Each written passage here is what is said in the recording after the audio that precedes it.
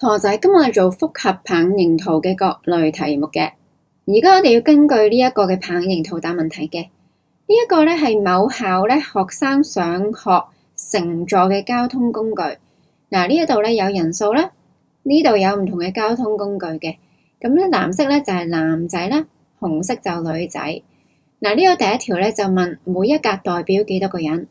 呢度每一格係幾多個人呢？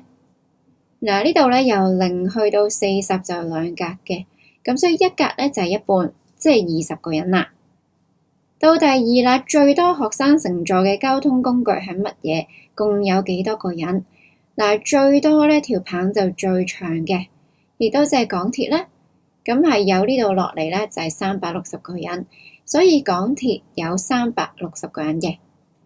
到第三啦，如果有學生走路上學咧，此圖有定沒有記錄呢？如果有記錄係邊一行？嗱，佢呢度咧係有巴士、小巴、港鐵、的士、私家車同埋其他。咁佢呢度話咧，如果有學生咧係行路返學，咁係邊一項嗰度記錄咧？就係喺其他嗰度，就係喺其他啦。此圖咧就係會有記錄嘅。咁如果有咧，就記錄喺其他個項，即係呢度啦。即係話咧，啲人係行路返學嘅，咁會係喺邊條棒咧？就係喺其他呢條棒啦。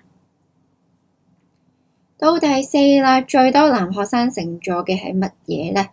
嗱，最多男仔，即係話呢度我哋要睇男仔最長就係呢一條棒啦。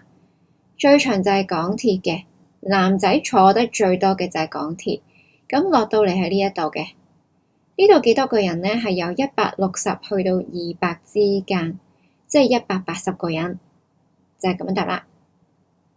快啲上榮恩教室嘅 Facebook 同埋我哋嘅網站度睇下啦！